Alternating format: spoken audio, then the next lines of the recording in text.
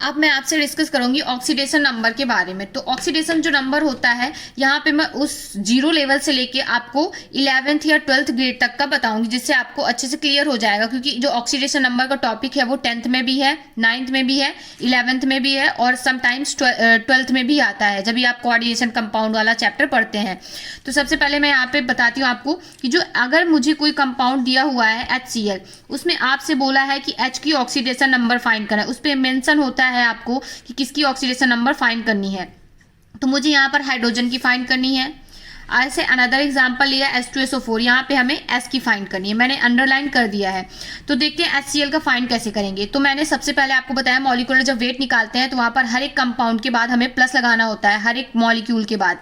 यहाँ पे भी वही सेम रूल है जिसका आपको निकालना होगा। जैसे कि यहाँ पे H का हमें फाइंड करना है ऑक्सीडेशन नंबर, जिसकी हमें फाइंड करनी होती है उसे हम X मानते हैं, प्लस लगाते हैं, हर एक एटम के बाद प्लस लगाते हैं।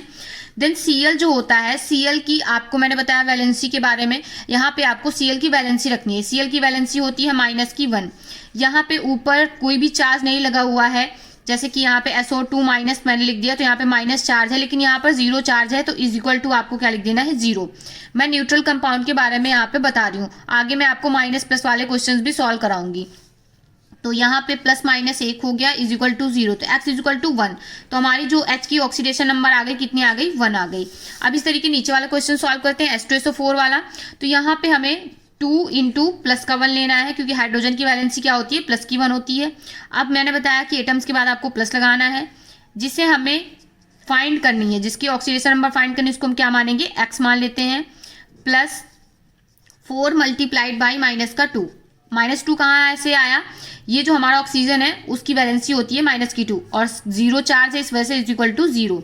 तो 2 1 जा 2 प्लस का x माइनस का 8 is equal to 0। x minus 6 is equal to 0, x is equal to 6।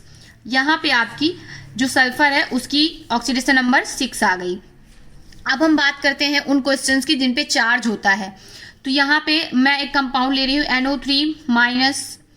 तो यहाँ पे मुझे नाइट्रोजन की वैलेंसी फाइंड करनी है, N की वैलेंसी। तो जैसा कि मैंने बताया, जिसकी वैलेंसी फाइंड करनी है उसे हम क्या मानेंगे, x मानते हैं। प्लस 3 मल्टीप्लाइड बाई ऑक्सीजन की वैलेंसी कितनी होती है, -2 इज इक्वल टू। अब यहाँ पे आपको 0 नहीं लिखना है, यहाँ पे देखिए कितना चार्ज है, -1 चार्ज है। अगर -2 लिखा होता तो -2 लिखते हैं यहाँ पे। x 3 2 जा -6 इज इक्वल टू -1। ये x, ये -6 उधर जाएगा, प्लस का 6 हो जाएगा और x इज इक्वल टू कितना आ जाएगा, 5। तो आपकी जो नाइट्रोजन की वैलेंसी कितनी निकल आई, प्लस की 5। मैं आप लोगों को कॉन्सेप्ट एक बार फिर से क्लियर कर देती हूँ। यहाँ पे अगर आपको जिस चीज़ की वैलेंसी फाइंड करनी है उसे आप क्या मानेंगे, x मानेंगे। फिर आपको जिस चीज़ की ऑक्सीडेशन नंबर फाइंड करनी है उसे x मानेंगे। और उसके बाद जो हमारा नेक्स्ट एटम बचता है, उसमें और भी एटम्स होते हैं, उनकी हमें वैलेंसी यहाँ पे पुट करनी है और उसके बाद क्वेश्चन को सॉल्व कर देना है एज इट इज़, जहाँ पे मैंने जैसे किया हुआ है। अब मैं आप लोगों से डिस्कस करने वाली हूँ 12th ग्रेड के ऑक्सीडेशन नंबर के बारे में। तो यहाँ पे मैंने एक एग्जांपल लिया हुआ है K4 FeCN का होल 6। तो यहाँ पे आपको Fe की वैलेंसी ऑक्सीडेशन नंबर फाइंड करनी है। जिसकी मैंने बताया कि जिसकी ऑक्सीडेशन नंबर फाइंड करनी होती है, सबसे पहले उसको x मान लेते हैं, प्लस लगाएंगे 4। पोटेशियम की जो वैलेंसी होती है प्लस की 1 होती है, प्लस 6। यहाँ पे आपको C और N की सेपरेट वैलेंसी नहीं पुट करनी है। यहाँ पे बहुत बारी गलती करते हैं, यहाँ पे मैं अभी सारे बता दूंगी कि किनकी वैलेंसी कितनी होती है, जिससे कि आपको क्लियर हो जाएगा और गलती नहीं करोगे। तो यहाँ पे Cn जो होता है उसकी वैलेंसी -1 होती है और मल्टीप्लाई में 6 is equal to 0, because 0 charge है। 4 प्लस x माइनस का 6 इज इक्वल टू 0।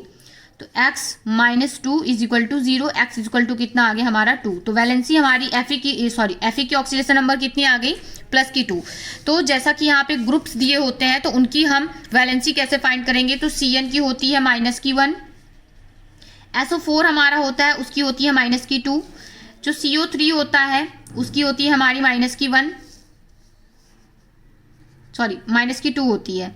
अब यहाँ पे और आता है NH3, उसकी होती है 0 और H2O जो होता है उसकी भी होती है 0 और जो हमारा CO होता है कार्बोनिल, उसकी भी हमारी 0 होती है। तो इतनी मेन जो होती हैं वैलेंसीज, ये हमेशा आपको देखने को मिलेंगी। तो वहाँ पे कभी भी गलती नहीं करना है, इस तरीके से आपको वैलेंसी पुट करनी है, इनकी सेपरेट वैलेंसी आप पुट नहीं करोगे।